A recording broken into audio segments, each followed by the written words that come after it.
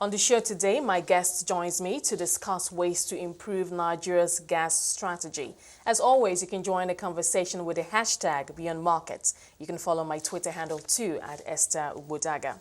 Now, a lot has been said about maximizing Nigeria's gas potential. Africa's largest economy sits on an estimated 192 trillion cubic feet of gas. So how can this be harnessed to ensure energy security?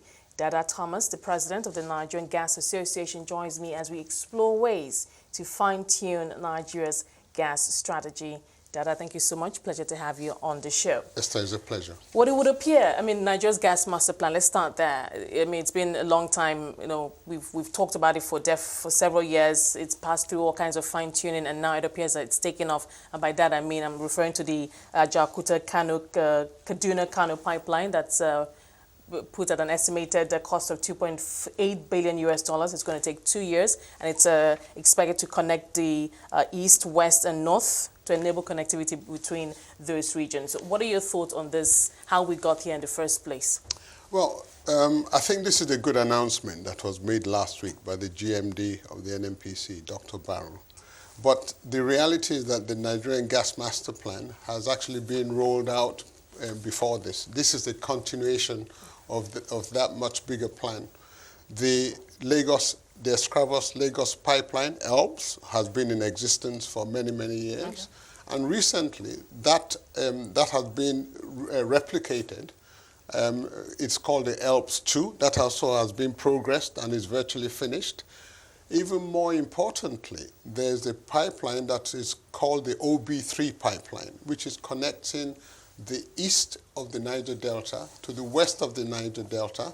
That, I'm told, will be finished this year. The government, NNPC, specifically the Nigerian Gas Marketing and Transportation Company, Gas Processing and Transportation Company, is working very hard to make sure that OB3 line is completed this year. Now, if you complete that line, it would allow gas from the east of the Niger Delta to be moved across to the west of the Niger Delta and to be injected into the ELPS pipeline to get to Lagos, which is the largest consumption center. Now, the AKK pipeline, which was announced last week, is a continuation of the overall gas master plan. It's not the start of it. It's the continuation. And that would allow gas to now come from the Niger Delta, the western Niger Delta, to go all the way up to Kano. So there's a connectivity already to Ajaokuta. And then from Ajaokuta to Kaduna, to Kano, you'll have gas flowing all the way to the north. So that's a good thing. And it's essential. It's a 200-kilometer, I think, pipeline. The reality is that we need at least 4,000 kilometers of pipeline because in Nigeria. The NNPC is calling it a revolution which has never been witnessed in the country. Some might argue that, we ought to have done this way before now. Anyways, we've been sitting on this huge, enormous reserves for decades, and now we just... But anyways, it's a good thing, and we're moving forward. So let's talk about the impact. What is this? Let's say we're able to complete this in 2 years, which is a projected timeline, and contractors are able to finish it. What's the impact? What does it do for our gas situation in the country? One of the biggest problems that has bedeviled the Nigerian domestic gas market is that we've never had good enough distribution infrastructure. The bulk of the gas in Nigeria is in the Niger Delta. The consumption centers are in other locations, i.e. in the southwest, in the north, and also within the southeast of Nigeria. You have to physically transport that gas from where it is produced to the consumers. To do that, you have to have a pipeline. That's the traditional and the easiest way of moving gas around. You cannot store gas. The minute you produce it, you must send it out and deliver it to the customer. So we've only had, I think, in the entire country, less than 4,000 kilometers of pipelines, oil and gas. Now, a country like Egypt has over 5,000 kilometers of gas distribution pipelines. We're waking up to the fact now that our gas infrastructure is inadequate, is aging, and to truly ensure that we move gas from where it is produced to where it is going to be consumed, you need to roll out a pipeline grid. That is expensive. You can see the cost of that pipeline, $2.8 billion for 200 That's not kilometers. small money. It's not small money, but that's the way it is. Okay, so it is going to allow now gas to flow from the source in the Niger Delta all the way to Kano. And that means that power plants, fertilizer plants, gas-based industries can all feed off that pipeline and along that route. So you can have somebody who wants to do a fertilizer project in, let's say, Kaduna. They put a little pipe from that main pipeline to their plant, and they can build their fertilizer plant. You have somebody who needs to generate power locally in maybe Kano State. They will put a pipeline and take gas from that pipeline. It will allow gas-based industries to grow along the path of that pipeline. And I think that's a good thing. We've talked also about pricing and the fact that it's going to be in commercial quantities in a place like Kano, for instance. Right. What are your thoughts? You know, gas pricing is one of the most topical issues in Nigeria today. If you tell me, as an upstream gas producer, I'm telling you that my gas price is too low and I'm not happy. If you talk to a buyer in Lagos who's paying $7.26 per 1,000 standard cubic feet, they're screaming to high heaven that this is too high. And it's all in dollars because it's an international commodity. The contracts are in US dollars, the invoices are in US dollars, but the actual payments are in Naira at CBN rate. That imposes a completely different risk, which is killing the industry. Okay, we'll talk about that separately. So the matter of gas pricing, it depends who you talk to. Okay, somehow what we need to do is, because government is regulating gas pricing, government should leave gas pricing to be a willing buyer, willing seller, market-driven matter. Market-determined, so that you and I will sit across the table, we will negotiate and we'll come to a landing which is satisfactory for you and is satisfactory for me, so that we can eliminate this matter of regulation and therefore people so why say is the it's government too doing high. that? Why is government? I mean, we know about the rules of free market and allowing, you know, prices of commodities to find their level, as we say in the economics. So I'm just wondering why. Why is government still regulating price of petrol when it shouldn't be? Diesel, you have no problem getting diesel in Nigeria today because it is not regulated. And that's why you found that diesel was about $2.60 some months ago and it's crashed, the price has dropped, depending on the fluctuation of the world oil price. I have always said, and I've said this for many, many years, that government should not be regulating commercial transactions. We should leave it to the individual profit-making entities, okay, to sit across the table and ensure that they come to a willing buyer, willing seller pricing thing. And it's a paradigm shift that the government needs to get away from. I believe that government believes that because the bulk of gas that is consumed locally is used for power generation. And you know the whole political controversy about the pricing of power in Nigeria. Prior to the devaluation of the Naira, power was about 14 cents per kilowatt hour, if you use cents. The devaluation dropped it to 7 cents per kilowatt hour. Nobody wants to invest in the power sector if the price is 7 cents per kilowatt hour. I mean, we don't have cost-reflective tariffs anyway, so it's a problem. It's a problem, right? And government is arguing that gas, of course, gas price is a major input into the pricing of power.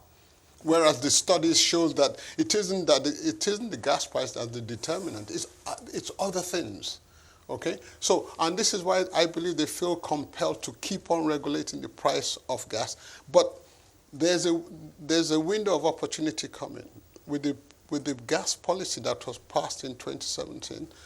It's in that policy that government will move to a willing buyer, willing market pricing system once the OB3 pipeline I've talked about. This project? Yeah, not this one, the OB3, the one that is connecting the east of the Niger Delta to the west. Once it is completed, and once there are enough volumes moving through that ELPS OB3 system, okay, to ensure that there's relative competition in the gas market. That would be a reason why the government is just they will move holding to a willing buyer, willing seller. But we think they can do it now because the market is ready now. Okay, well, obviously the government doesn't feel that the market is ready now. So, because I was going to ask, and I'm happy you brought that up, I was going to ask if the gas master plan and an element of it doesn't address that issue, but I guess it does. But then is there a timeline? Do we know when that will be? Well, the good thing is that now we believe the OB3 line will be completed this year. I mean, that project they've been doing it for many, many years, but there's real concerted effort to finish it this year because it is a critical piece of infrastructure. But do you think, if I could come here, do you think that the gas master plan as it stands now adequately covers and addresses and will address as we go along those major challenges that we have in the gas market? Not just the challenges, also making it, when we are through with it, a very competitive market, one that stands alongside international best practices, either from pricing to infrastructure and even investments. The problem is that the gas master plan cannot be implemented by the government alone. The scale and the amount of money is too large. The Nigerian government doesn't have the kind of money to roll out the full scope of the gas pipeline infrastructure we need in Nigeria today. So you need a collaboration with the private sector. You need private sector money. I mean, I would imagine a part of that plan would make way or give some kind of incentives to attract private capital. And this is where I'm going. Now, you need private sector capital, and the only way that you're going to get private sector capital into that business, if an investor sees that if I invest in this infrastructure, I'm going to get my money back. Okay? That comes to the whole issue of the petroleum fiscal bill and the fiscal policy, which is that instrument which would allow investors to look at something, make an economic evaluation, and come to an investment decision. Right now, there's a good debate going on between the policy-making arm of government, that is the Ministry of Petroleum, the legislative arm of government, which is the National Assembly. We're engaging with them to talk about the fiscals that would be attractive to the private sector, that would allow us to go and borrow money, okay, and put it into developing gas processing and gas transportation infrastructure. The debate is not landed. And quite honestly, it's good that we debate it properly, because if the wrong fiscal bill is passed, there will be no gas investment. Are you making any headway at the moment? I think we are. There's been good engagement. It's been pretty stormy, but there's been good engagement, and there are gives and takes. Where we are now is not ideal. It's not as good as we want it to be. What about the body language of the government? We're going to come to a good Is the body language positive? Like, okay, maybe we can't do it on paper, but there's that willingness to do it. Good progress is being made. I'm not joking. Good progress is being made, but ultimately it is what comes out that matters. Absolutely. And we're hoping that they've actually engaged. Normally, civil servants will sit in their room, draft a piece of paper, and then impose it on you.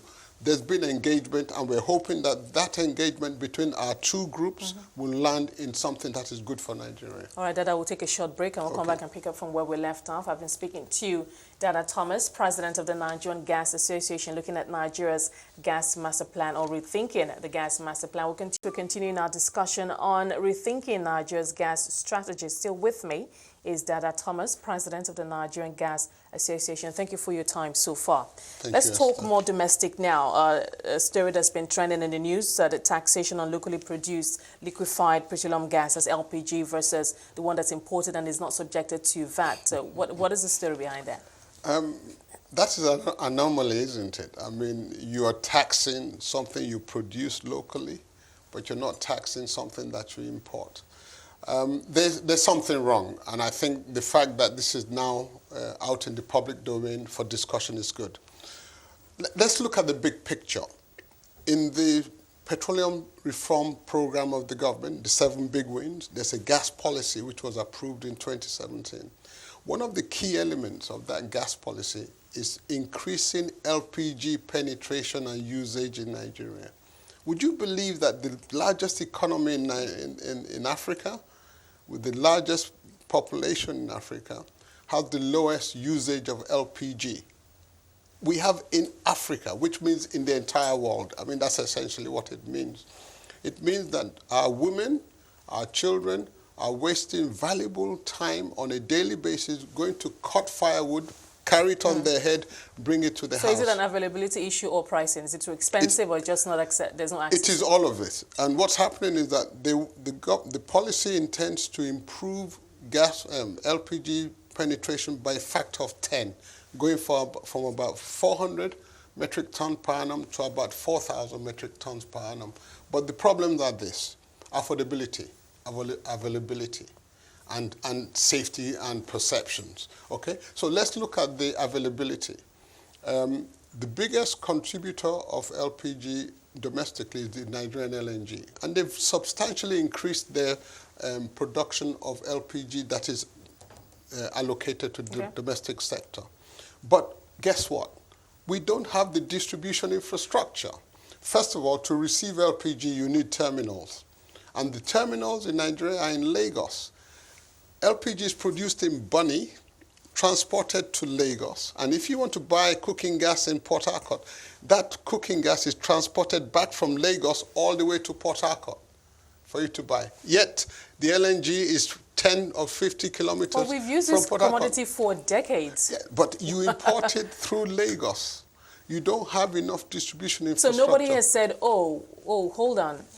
We need to make our lives easier. We need to build these stations or whatever is needed Everywhere. at strategic locations. Everywhere. And this is how much it's going to cost. So perhaps we just put it in our budget or take it to or have some kind of a... It doesn't make any sense. This gas policy is addressing that now. So they're going to roll out infrastructure to receive LPG, okay? And they're going to roll out infrastructure to transport LPG to all the various places and distribute it regionally and states. So obviously it's going to cost a lot of money. It's going to cost money. So who's footing tons of money. Who's footing that bill? Is this a private? Is this purely government funded, or this is going to be a private? The intention is for the private sector to come in and to do this. And of course, to do that, it has to mean that a project must be attractive. Okay, and therefore that's why the fiscal bill that I've talked about is addressing this kind of thing. Affordability is the next issue. The key to ensuring that the vast population of Nigeria can afford LPG is to turn it into what I call sachet retailing. You know that trick? Instead of buying a box of Omo for 3,000 naira, which only you and I can afford, you do sachets, which is 10 naira. You've got to find a way of turning LPG bottles, instead of the 12.5 kg bottle, which is expensive for the generality of Nigeria, you've got to have one which can be retailed that they can buy on maybe a weekly or a daily basis. Affordability, so that, because that's the way it is. They can't afford the 12.5 kg. And can the private guys come in and say, okay, if we do this, we will still be able to make money off that? I mean, would it be a volumes, a numbers game? I mean, everything. If you have the numbers, then, I mean, volumes, number of people using it. If you have a high volume product and low pricing, you can make your money. It's opposite to high price and low volume. So the key is that this policy is encouraging private sector to take up these challenges and ensure that they work with government to roll out this thing. Are they? Yeah. Is there evidence that is happening now? You need to have a discussion with Mr. Dayo Adesina, who is the program director for this. He's very conversant. He used to be the president of the Nigerian LPG Association. He's committed and very passionate about this subject. And I think under his stewardship, we're going to see vast improvements in the way LPG penetration is achieved in Nigeria. There's a very comical factor in all of this. Apparently, Nigerians believe that the taste of jollof rice cooked over firewood is superior to that cooked over LPG. I know some people who would argue strongly in favor of that. I mean, wood-fired, as we say, wood-fired. I mean, just like pizza, wood-fired pizza. I mean, the way pizza is prepared. I would imagine, but of course, there are bigger issues here, safety. Yes, I mean, there's the issue of safety, the issue of the environment and deforestation, and of course, those kind of practices cannot continue. Absolutely. And the safety, let's talk about the safety one. We've had incidents where you've had gas cylinder explosion. And the Nigerian LPG Association, the Nigerian Gas Association, we're all working to ensure we create an awareness of how to handle, manage, and use gas properly in homes. Okay, but do you see a situation where we move away from physically having those gas cylinders? Either you put it in, I know some people who put it in their kitchens or just at the back of the kitchen windows to put it outside of the premises of the house, but it's still very close to the building. So I'm thinking, I mean, like it's done in the West, where it's, you know, you just turn it on. Into your house. Yeah, and then it's just like electricity. If you don't pay your bills, you can have it turned off. At what point are we going to get to that stage where it's just pipes running through the walls and you're turning it off and on? Yeah, I think we have a big problem there. Our cities have not been designed with that infrastructure in place. And to uproot and dig up all your streets throughout Nigeria is virtually impossible. The cost will be too high. I think that the direction where we're going is the only logical and affordable way to go. If you're designing a new city, though, you should do exactly what you've said. You should lay your water reticulation system. You should lay your gas distribution system that would then enter your house and your factories and your offices just like your power system do. But right now, to try and put a gas distribution system for residential houses in Lagos, in Kaduna, in Abuja, and these are it's unaffordable. It's unaffordable. It's unaffordable. It's unaffordable. It's too expensive. So you don't foresee not in the near term. Not even in the very distant future. These are things you must build into the planning of the rejuvenation of a city. If you're going to say, take Ajegunle, we're going to rebuild this place, you build that into it. But to try and do it into the current Ajegunle is very difficult. Now, like I mentioned earlier, Nigeria is the second largest producer of LPG after Algeria on the continent. So I'm thinking, are we going to get to a point where we're going to stop importing? Because I'm wondering why we're still importing LPG. So, because the NLNG is I think, putting nearly 400 metric tons into the market, but the consumption is growing. Okay. So that shortfall, you have to import it. But the NLNG has capability to produce more and deliver more. But it is that receiving infrastructure that is the problem. Now, I think that things are happening because, for instance, NLNG is building a road from Bunny Island towards Port Harcourt, which would allow LPG trucks to drive to Bunny and bring it in. So you can imagine the unlocking of that issue of infrastructure of having to barge LPG to Lagos and then retruck it back to Port Harcourt. That disappears. So that road will make a major difference, would allow gas LPG transporters to go directly to Bunny rather than to have to barge LPG to Lagos and then truck it all over the country. So that would change the game. What about gas flaring? I know we still do a lot of gas flaring. What is the plan to address that also? Let us first of all congratulate the fact that Nigeria has gone from flaring 2 billion cubic feet of gas a day to less than 750 million standard cubic feet of gas a day. Okay? The good thing is that this gas policy again, and that gas policy has many good things. Can we to assume that it actually completely covers it's all our gas issues? It's a very comprehensive document. Okay. And the plan is to put out the rest of the 750 million standard cubic feet of gas we're flaring. There's a very comprehensive program that is going on right now. It started about a year and a half ago. And in 2018, they're going to actually bid out clusters of flares to potential investors to come and invest in monetizing that gas that is being flared. Okay? So instead of flaring it, you would turn it into a commodity that you can trade either power, okay, or into LPG, okay, or into a form of liquefied gas that you can transport, or something that would ensure that the flare goes out. And we're looking forward to that program, to the bid. There will be a bid issued in the next few months. I think by Q3 that bid would have been done, and we will find that those interested, and a lot of people have expressed interest. So I was going to ask that, what would make, if I was an investor, what would make me attracted to that? What's in it for me? One, can I make money from this program? And in our engagement with government, they listened to some of the suggestions we made, such that instead of charging people exorbitantly for that gas, they pay next to nothing. So that means that the input price of your commodity is low. Then it's up to you, the investor, to go and find a market for the product you intend to sell. If you look at that end-to-end value chain and it makes economic sense, then you're going to do it. Okay?